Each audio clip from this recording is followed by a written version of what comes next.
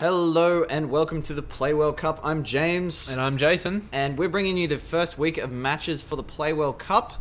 Now, this match is the second match in the series between Film Victoria and Desura. So we are bringing you this match on the map Discord 4. That's right. right. And this is game number 2. So the first game was taken out by Film Victoria.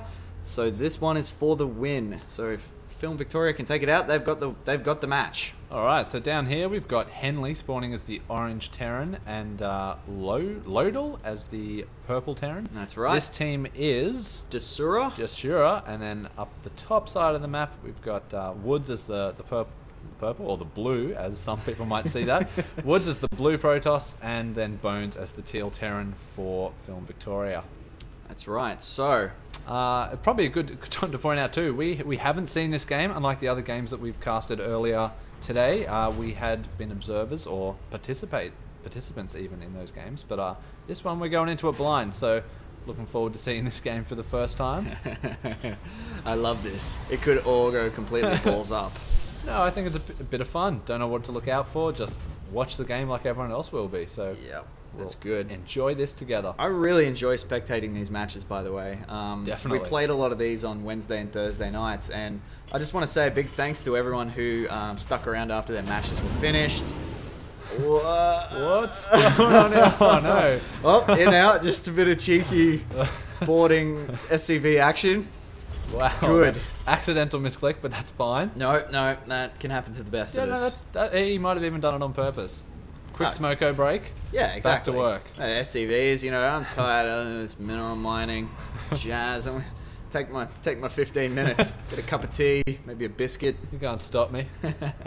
But so we got Bones here walling off, whereas down here for Desura, these guys look like they're pretty content to just, you know, build everything close to their bases, so their ramps can be open. It's the Picasso style of base, you know. Yeah. It's you know, it's a little bit haphazard, but you know, there's some method to the chaos. Yeah, well, by keeping everything close to your main, it makes it a lot easier to defend your structures if there was, you know, Reapers up the side or something like that, if everything's together.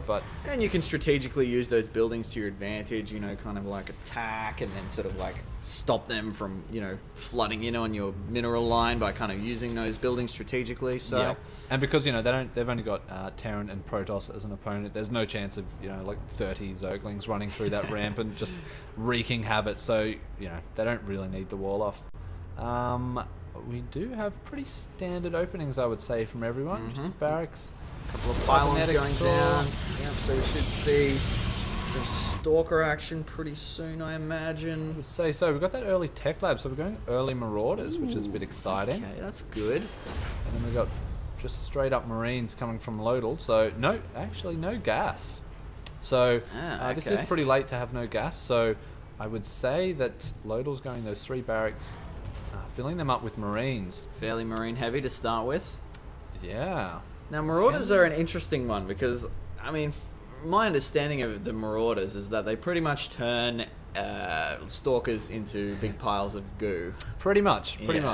Especially if you can get that slow, the Marauder slow research going. Concussive shell, is that called? Yep. So then you can do a bit of, you know, Marine Marauder micro, where you shoot, run back, shoot, and if, you know, you've got enough Marauders in there, you can slow the majority of the Protoss army and then just kite them forever until they're all dead. So we've got a bit of a switcheroo going on here. We've got the tech lab on the factory now for a quick siege tech. Yep. So it looks like, yeah, we've got that wall completed, and we're going to have a siege tank with siege tech here very shortly. And if it looks like we're going to be seeing an early push, I think this tank is going to be up in time to defend it. So we'll see what happens here. A lot of Marines coming out. Yeah, we've got a big Marine Marauder ball being produced here. So I am going to say that I believe this is going to be an early attack. I don't think they're going to like it when they walk into a line of siege tanks. Yeah, not at all.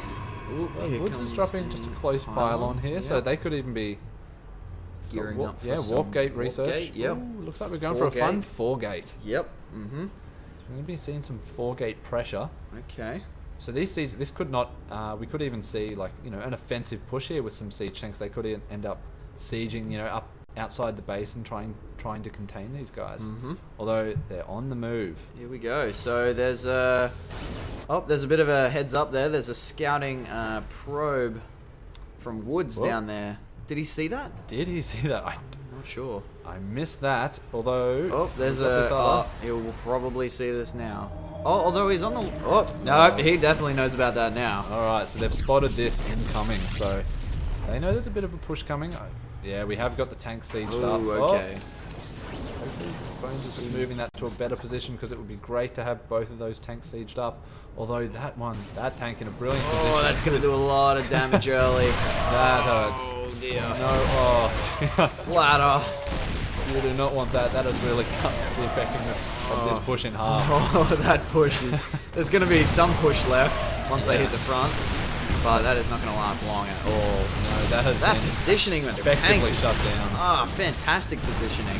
Yeah. Putting it right on that corner just meant that walking up that left-hand alley was just devastating. You have to walk all the way up around to get to the ramp, and then you just get. And even if they had absolutely gone around that long way, you know, this tank and this tank were still well in range of that ramp. So with those early siege tanks, that really gave these guys the defensive advantage. So, you know, from an army point of view now, they've cleaned up their initial push. They're in probably a pretty good position. Probably looking to counter-attack now. And they've got a few proxy pylons out on the field, so they've got a bit of flexibility with where they drop, where they attack. Yep.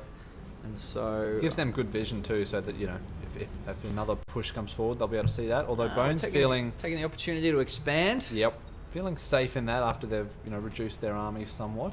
So I'd like to know what their follow-up is going to be. So we've seen more Marines being produced, more Marines and Marauders here. So looks like they're just building up another Marine Marauder ball.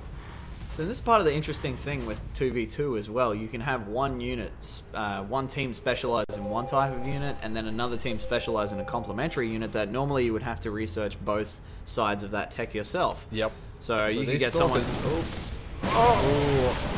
a few Marauders in here, so they might be enough to finish off these Stalkers.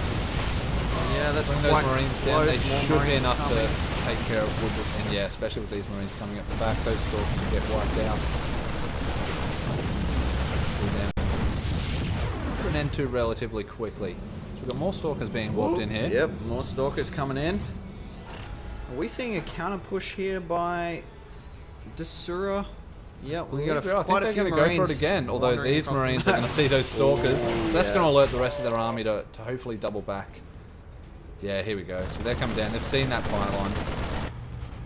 Here we go. We got Henley moving up. So these Stalkers should get cleaned up as well. I think that's enough Marines to deal with those. Yep. Marauders are way more suited to taking care of Stalkers, but those Marines really clean that out really easily. So we've got a decent sized force here.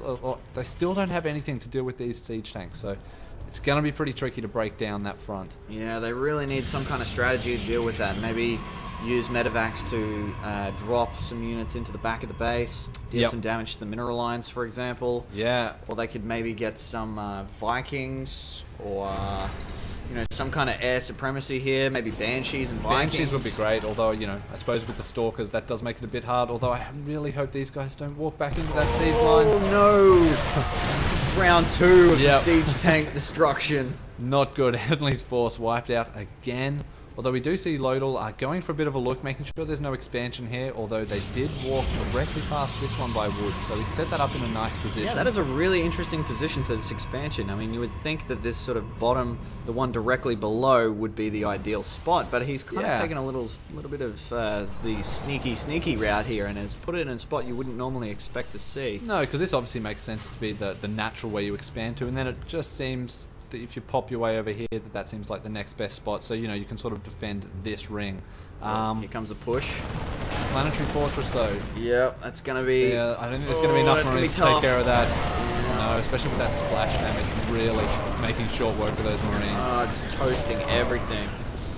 Ooh, I would say Film Victoria are in a pretty nice spot right now. So we've got both their expansions up now. We can just jump to the army here. We've got... quite a large army by Teal in Film Victoria. 2,650 minerals. Yeah, he's got a lot of siege tanks there. Huge glut of siege tanks there. Dude, we have 9 siege tanks. Wow. Okay, so when he decides to push with those siege tanks, that's going to be quite hard to hold off. Although, are we going to... Desura here are going to spot the expansion by Film Victoria. They're not going to be able to clean up these stalkers, so the expansion's safe for now, but they do at least know it's there. Right, so now the pressure is really on for Desura. Neither of these guys have expanded yet, and they're facing an opponent both with one expansion each. So the economic advantage is really swinging in favor of Film Victoria now. Yeah, once these kick in, which this expansion is beginning to, and Woodz will very shortly, they're really going to get that economic advantage, so be able to produce a bigger army quicker. So Henley's got some Reapers on the field. Alright, so this is one way to deal with siege tanks right up in your face, is to kind of jump over the wall and... Unless they jump... Oh no. Oh no! Oh. One Lone Reaper. Oh, that wall... Oh, there's the leave. Lodle's left the game. He's realised they are in a lot of trouble. He can... Oh no. Devastating. Devastating for Desura. Film Victoria in a very commanding position now. Yeah, that's going to be very tough to come back from now. So there's a lot of Marines here that for Desura, but you know, there's no way they can push into this force. Those siege tanks will make very quick work of them. Even these stalkers. Henley just realised that his teammate is no longer with him. Oh no. It's essentially a 2 versus 1 now. But you know, thankfully he still does have control of Lodle's units, but I don't think it's going to be enough. It's going to be very tough to come back from 4 bases versus 1. Yeah. Well, 2, I guess. You can control the other person's base. Yeah. But still. Oh no. Is there an economy? There is an economy. He's just got no money here. That's alright. So as long as they're both mining. They're both still mining. Both still mining. That is the main thing. He's just broke. These Marines found the other pylon, but these stalkers... Now this stalker ball is going to be too much for these Marines, I think. Yeah, they're going to get cleaned up very quickly. We've also got Bones' army making its way across the map. And there's that siege tank push that's going to be so devastating for them. Yep. I don't think Desura has anything to deal with this. They've got a couple of Reapers and Marine, but... the Reaper did not go well last time. Maybe they could go in there and do some quick... Stalkers versus Reaper is not good for the Reaper. Not good at all. Rushing. I think this is where we're going to see the remainder of the game finish. Yep. This is where it will play out. Are they going to siege up or just march straight in there? Henley realising that he's in a world of pain. I think this is going to be the GG. Yeah, GG is in order. So these, you know, expansions that were able to go sort of unchecked, I guess, really hurt Desura's chances. Plus, but I think the main thing was those siege tanks across this wall here, and you know, walking the army up into them and just losing that first push really quickly. Yeah, really hurt Desura. That alley from the start really led to their downfall. Walking their army up into that left-hand alley that sort of rings the top left base, just all kinds of devastation over and over. So those siege tanks were in a great position. They, you know, really allowed no entrance into that base, which was really Desura's doing, I guess. Yep, and we're just seeing the base being mopped up now. Yep. So Film Victoria are going to take this game and the series 2-0, you know, series of matches. So looks like we've got another winner on our hands. Yep, that's it. So that means we have a total of well, we've got 3 teams who have taken... Oh no, actually 4 teams that have taken 2-0 victories in the first week. So we have a lot of teams tied up at the top at the moment. Now, the way that the scoring works in the Play World Cup is that you get a point for every victory, and you get a point for every match that you win. So for the teams that won 2-0, they get 3 points, and for the teams that won 2-1, they get 3 points as well, and the team that, you know, lost 2-1, they get 1 point. So right now, I think in summary we have... We probably don't want to spoil the other games though, just in case people haven't watched those replays. Good one. Yep. You're a pro at this. No spoiling allowed. Yeah, so, well, thank you very much for watching. This has been the Play World Cup Week 1 action. Make sure you follow us on Twitter. We're at PlayWellCup, and our website is playwellcup.com.au. And we will see you next week for Week 2's action. Yeah, can't wait. See you guys then. I'm psyched. Thank you.